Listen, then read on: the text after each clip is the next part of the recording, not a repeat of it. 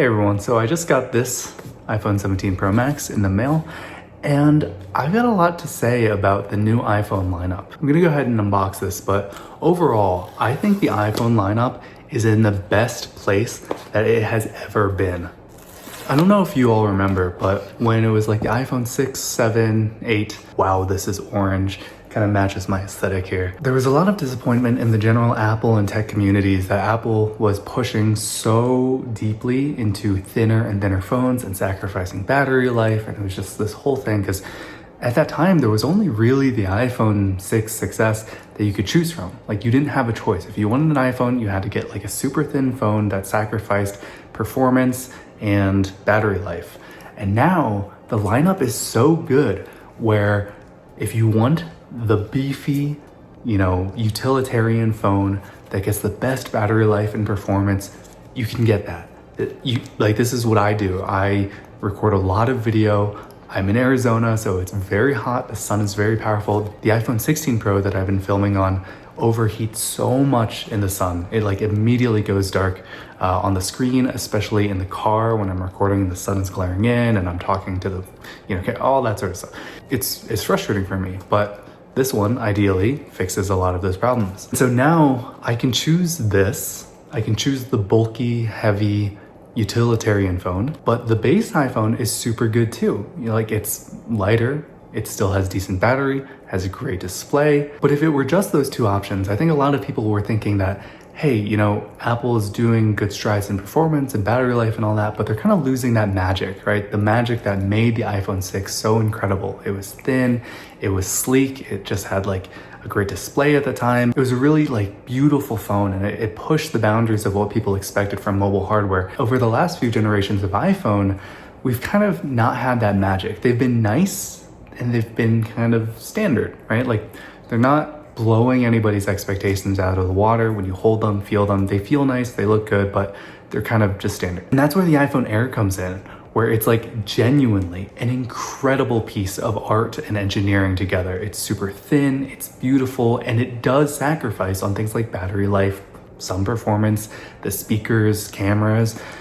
But now we have the choice. Apple consumers and people who are in the market for iPhones now are not either locked into the bulky utilitarian looking phones or super slim feature limited phones with low battery life and all that sort of stuff. This is the best time ever to be in the market for an iPhone. You have so much choice, and you still have the 16E, which is a great value phone. I think all of the major complaints about the iPhone and the iPhone lineup as a whole are basically addressed this year. And I think that's really incredible. Whoa. All right, so you've got the braided USB-C cable, and then you've got the phone itself. I think there's basically no other packaging. Yeah, it's just a welcome to iPhone thing. Also, I use the front camera for so much video. We'll see if there's a pretty big increase in the camera quality. Let's see how this orange compares.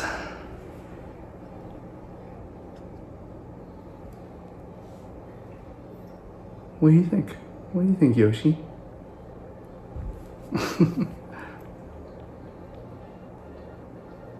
Color.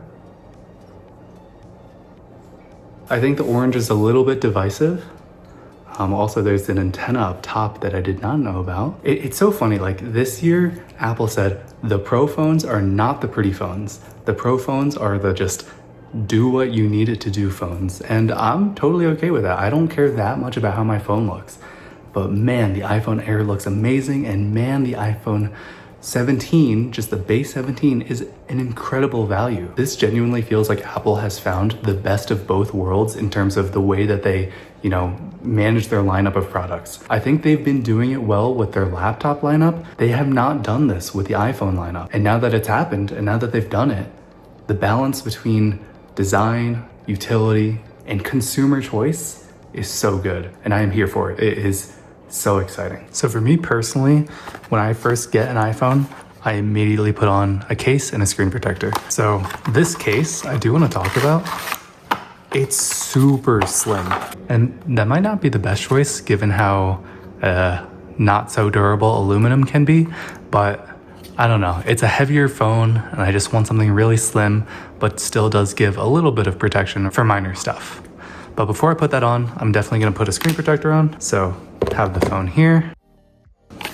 So now with the screen protector, I don't know, I just choose any random glass screen protector that I can find. I haven't touched the screen yet, so there shouldn't really be any oils on it, so I don't need to use any of the other like alcohol wipes or anything like that.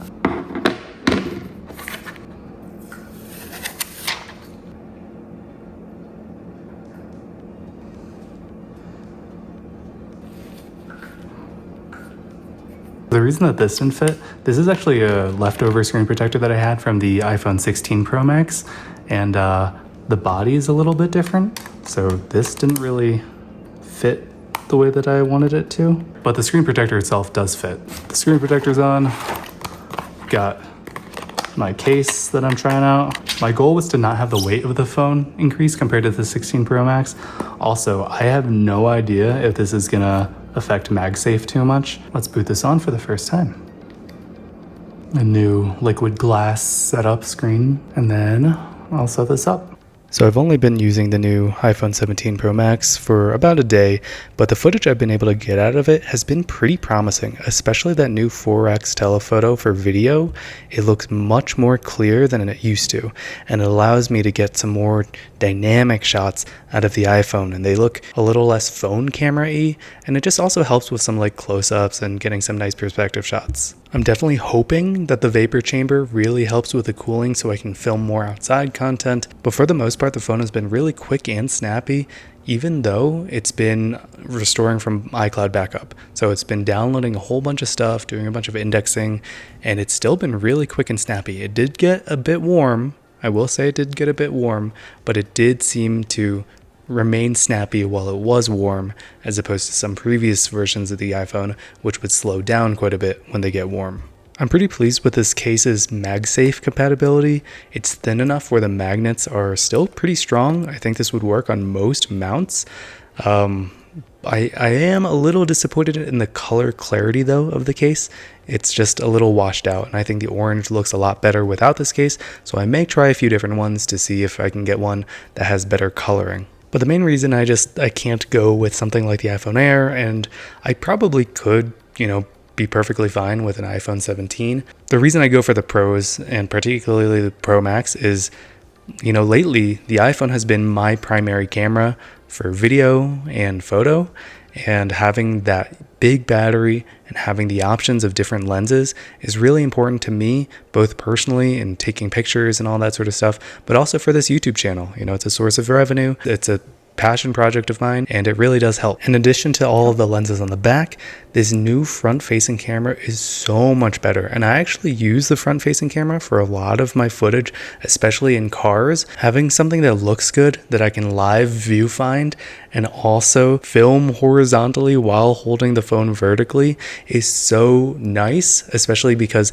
in cars this lets me mount the phone in different ways that are more natural and easier for me to interact with, and also safer. So I just really like this feature a lot. Let me know what you think of the video from here. Let me know what your thoughts are on the iPhone lineup overall, and I hope you enjoyed this video. Thanks for watching.